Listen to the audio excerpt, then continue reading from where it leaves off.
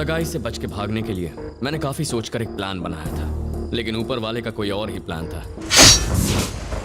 वीरा सिंह के आदमी जो घर में घुसे थे, उन्हें लगा कि विनय वो लड़का है जिससे देवराज की बहन की शादी होने वाली है। तू ही दूल्हा है ना बे? तू ही है ना? ये साला देवराज की बहन से शादी करके घर का जमाई बन जाएगा। मार दो साले को, खत्म कर दो इसे।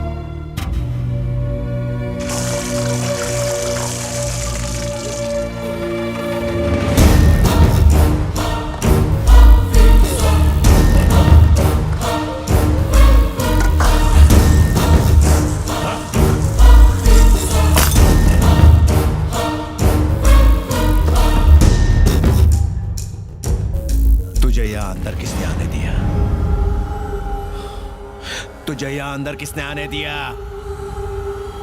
नाम बता। किसने?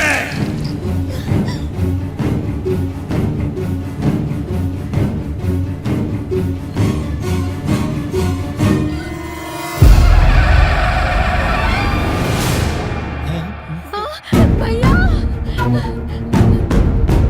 भैया ये ऐसा काम नहीं कर सकते, ऐसा कुछ नहीं कर सकते, मुझ पे विश्वास करो। देख क्या रहे हो? काट डालो साले को। भैया हट हट हट। उन्हें छोड़ो भैया। भैया ऐसा मत करो। भैया वो आपके बहनों ही है, मेरा सुहाग मत उजाड़ो भैया। इसके चलने के बाद जो राख बचेगी उसे अपनी मांग में भर के बैठी रहे। भैया कुछ तो रहम करो।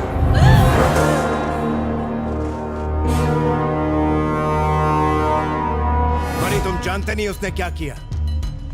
घर के दरवाजे खोल के उसने दुश्मनों को अंदर घुसने दिया। अगर आज वो दरवाजा नहीं खोलता तो कल कोई दीवार तोड़ के अंदर आ जाता।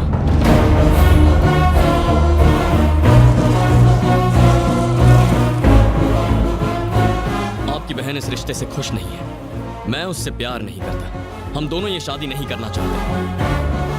आपकी बहन ये कह नहीं सकती क्योंकि वो डरती है, और मैं कह नहीं सकता क्योंकि मैं मजबूर हूं, और इसीलिए इस सगाई को तोड़ने के लिए मैंने ही इन लोगों को अंदर आने दिया था।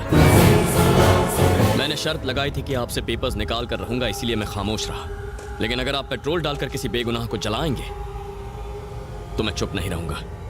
चलो ये खत्म करते हैं।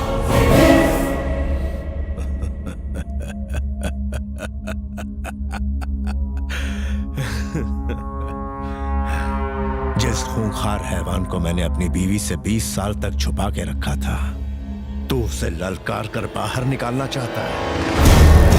बेड़ियां टूटने के बाद क्या होगा ये देखना चाहता है। मैं तुझे जागीर देने वाला था, अपनी बहन का हाथ देने वाला था, लेकिन अब तुझे मार। दो सवाल इंसान के मन में हमेशा उठते हैं, हम क्यों पैदा हुए, हम कब मरेंगे। पहले सवाल का जवाब ढूंढने की जरूरत नहीं, दूसरे का जवाब ढूंढने के बारे में हम सोचते नहीं। जिंदगी और मौत के संघर्ष में मेरा काउंटडाउन शुरू हो चुका था, 1 से 10 तक। मैं अकेला खड़ा हूँ, मेरे पास 2 रास्ते हैं, मुझे जवाब देना है 3 लोगों को। 4 हफ्तों पहले मैंने एक चुनौती ली थी, 8,000 लोगों से भरा एक गांव, एक गुंडा जिसके 600 सिपाही हैं और जो अपनी बहन की शादी उसकी मर्जी के खिलाफ मुझसे करना चाहता है। 8,000 यार्ड की जमीन, हाथ में सिर्फ 9 मिनट का वक्त, 10 मीटर दूरी पर देवराज खड़ा है।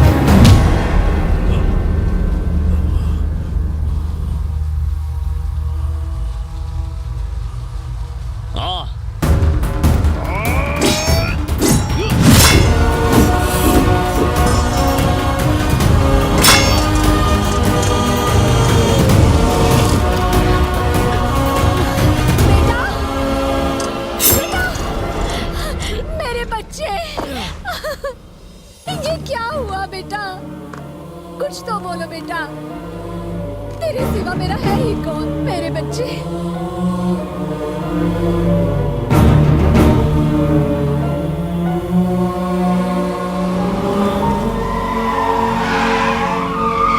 वानी, ये गलत रास्ता है। अरे ये जो रास्ता लेगी वही सही होगा।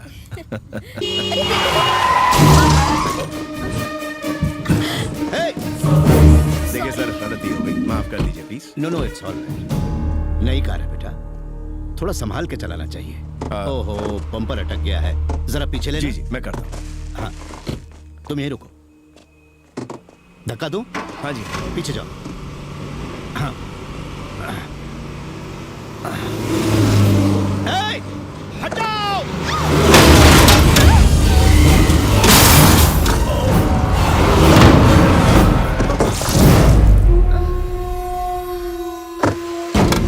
तुम लोग गाड़ी में बैठो और डालो जल्दी जल्दी। कोई बच के जाने ना पाए। लाशों के ढेर बिछा दो। जल्दी जल्दी गाड़ी में बैठो।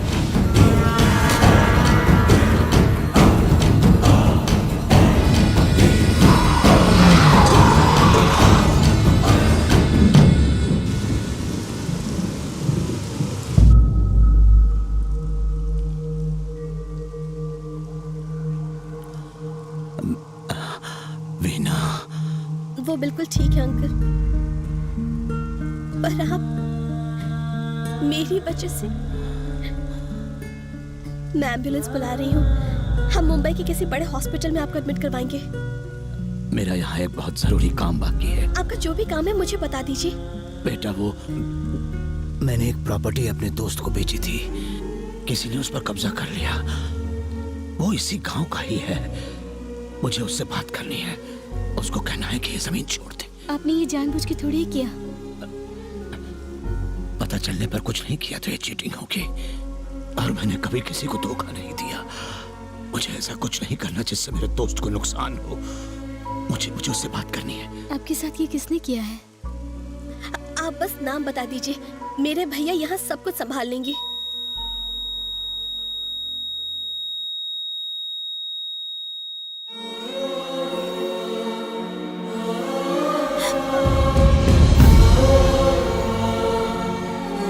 एक एक्सीडेंट केस है। कहाँ है वो? मुझे उनका बयान लेना होगा। उनकी हालत बहुत खराब है। पुलिस अगर आपको ले गई दीदी तो दादा हमें जान से मार डालेंगे। जल्दी चलिए।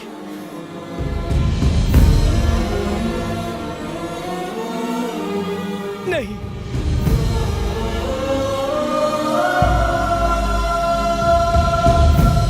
तुम्हारे पापा मेरी वजह से मारे गए। अब मेरे लिए तुम जान मत देना। उस हादसे के बाद से हर रोज मैं ये बोझ अपने सीने पर लेकर जी रही हूँ। अब मैं और नहीं सह सकती हूँ।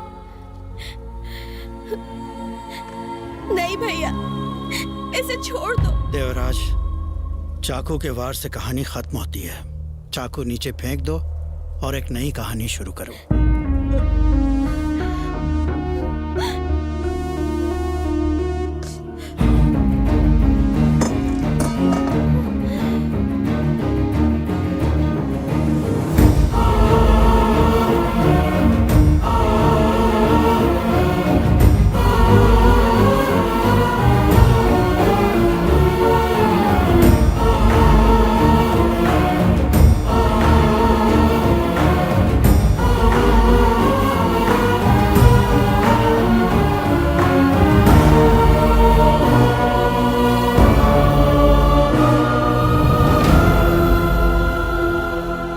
तुम्हारे पिता एक नेक दिल इंसान थे जो अपने आखिरी लम्हों में भी किसी और की भलाई के बारे में सोच रहे थे। मैं एक तलवार से 100 लोगों को मौत के घाट तो उतार सकता हूं, लेकिन मुझे अपने हाथों से किसी की जान बचाना नहीं आता जो उन्हें आता था। तुम्हारे पिता की महानता का सबूत इस बात से नहीं मिलता कि मेरी बहन जिंदा है। मेरे घर की खुशियां भी ये बयान नहीं कर सकती। इस घर की सजावट भी उसके आगे फीकी है। अगर ये पेपर्स इस बात का सबूत है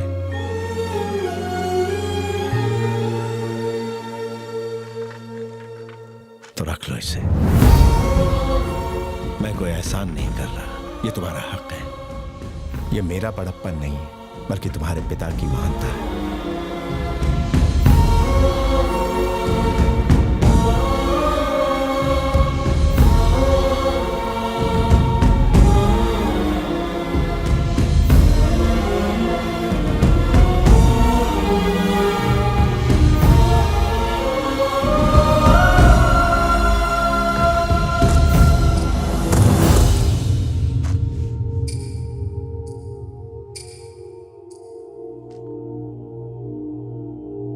ठीक 12 बज रहे हैं। तुम्हारी मोहलत खत्म हुई। इन पेपर्स के लिए मैंने अपनी बेटी को खतरे में डाला, अपनी पत्नी से परायों जैसा बर्ताव किया। मुझ जैसे नीच की वजह से तुम्हारे पिता मारे गए, मुझ नालायक की वजह से। पछतावा होना ही सबसे बड़ी बात है जी। देखा तुमने, जिस पत्नी ने मुझसे 15 सालों में एक शब्द तक नहीं कहा, वो मुझसे बात कर रही है। ये सब तुम्हारे पिता की वजह से हुआ है। वो महान थे।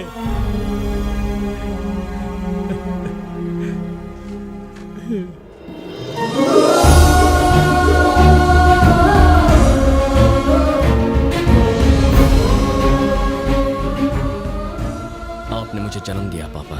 आपने उस लड़की को एक नई जिंदगी दी। जो आदमी आपसे नफरत करता था वो आज आपके गुण गा रहा है। आपने मेरा मिलन उस लड़की से कराया जो मुझे बहुत चाहती है। अगर हम दूसरों का भला करें तो हमारा अच्छा ही होगा।